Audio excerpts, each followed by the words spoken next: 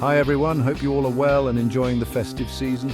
Tonight's story is about another person who dared to cross the infamous haunted Whispering Hollow Road on Christmas Eve. What happened that night will make you think twice before taking a dare, especially when it involves a road with such a dark history. This is the story of Sam, a man who desperately needed money and agreed to a bet he should have never accepted. So grab a hot drink, settle in by the fire, and let's dive into a story that will send shivers down your spine. It was Christmas Eve, and Sam sat in his car parked under a streetlight in his neighborhood. He held his phone in his hand, Ryan's voice coming through loud and clear as he spoke. "Come on, son, it's just a road. $500 for an hour of driving. You'd be dumb to pass this up." "It's not just a road, Ryan. Everyone knows Whispering Hollow is weird. People have seen stuff there. Come on, stories for kids. You're not scared, are you?" Sam clenched his jaw. The truth was, he was scared. But he needed the money. His rent was overdue, and Christmas didn't bring much cheer when you couldn't afford a decent meal. "Fine, I'll do it. You better have the 500 ready when I'm back." "Deal." "Don't chicken out halfway, Sam," Ryan said before hanging up. Sam tossed his phone onto the passenger seat and started the car. The heater struggled to warm the freezing air as he turned onto Whispering Hollow Road. The streetlights ended abruptly, leaving only his car's weak headlights to cut through the darkness. The road was lined with tall, skeletal trees. The branches above formed a canopy, blocking out the stars and moon. Snowflakes drifted lazily down, covering the road in a thin, slippery layer. A few miles into the drive, Sam started to relax. The road, despite its reputation, seemed normal, just a long, empty road bordered by trees. The occasional gust of wind rattled the bare branches above, but nothing about the place felt particularly eerie. "This isn't too bad," he muttered to himself, keeping his eyes on the narrow road ahead. Sure, it was dark and quiet, but it was just a road. As the minutes ticked by, though, the drive began to feel monotonous. The trees all looked the same, and the road seemed to stretch endlessly into the night. The only sound was the hum of his car engine and the occasional crunch of snow under the tires. That's when he saw a young girl standing on the side of the road. She wore a pale dress, far too thin for the freezing cold, and her shoulders shook as though she was crying. Sam slowed the car and rolled down his window. "Hey, are you okay? What are you doing out here alone?" he asked. Her face was pale, her eyes red from crying. "I live nearby. I hurt my leg and I can't walk home," she replied. Sam hesitated, glancing at the empty road ahead. "All right, get in. I'll give you a ride," he said. She climbed into the car.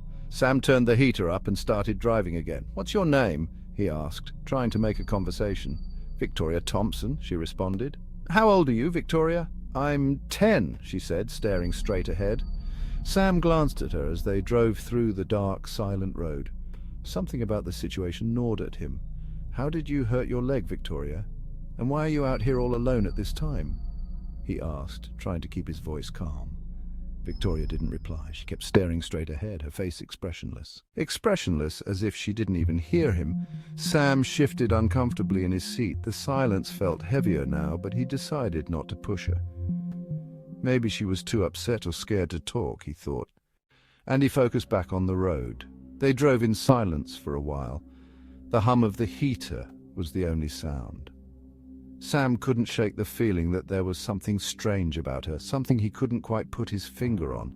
Her dress looked old, almost like something from a costume, and her pale hands rested stiffly in her lap, unmoving. It made him uneasy, but he shook the thought away after a few minutes. Victoria pointed to a narrow path disappearing into the woods. "Can you drop me off here? My house is just down the road. Are you sure? It's really dark. I can walk down with you." "No," she said quickly, almost too quickly. "It's fine. You don't need to. My house is just a little way down the path." Sam hesitated, her sudden urgency catching him off guard. "Are you sure?" he asked again, glancing at the shadowy trail ahead. "Yes, thank you for the ride." Reluctantly, Sam nodded and watched as she opened the car door, stepping into the snow. She limped towards the dark trail without looking back, quickly disappearing into the shadows.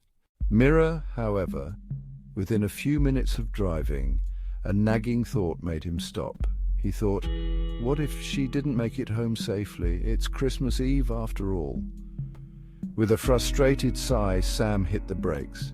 He turned the car around and headed back, his headlights cutting through the dense woods until he reached the path where he had dropped her. Off grabbing his flashlight, Sam followed the narrow trail into the woods. "Victoria, are you okay?" "Victoria?" There was no answer. He walked further, and the woods opened to reveal an old, worn-down house. Its windows were shattered, and the roof sagged under the weight of snow. A rusted sign above the door read Thompson Family Home. His flashlight beam swept across the ground and landed on something, a gravestone. Victoria Thompson, 1965 to 1975. How could she have been in the car if she died almost 50 years ago? He bolted back to his car, jumped in and slammed the door shut. The engine roared to life and he sped down the road. Tonight we remember the tragedy of Christmas Eve. In 1975, the Thompson family was found dead in their home. Their adopted daughter, Victoria Thompson, is believed to have brutally murdered them on Christmas Eve before vanishing. Mysteriously, weeks later, her body was discovered in the garden, her legs badly mutilated. She was buried near the family home. The mystery of Victoria Thompson remains unsolved. Some say her spirit still roams Whispering Hollow Road. Looking for her next victim? Stupid radio, why isn't it turning off? He jumped out and looked around, but there was nothing, no one. He was sure that he had heard something or someone.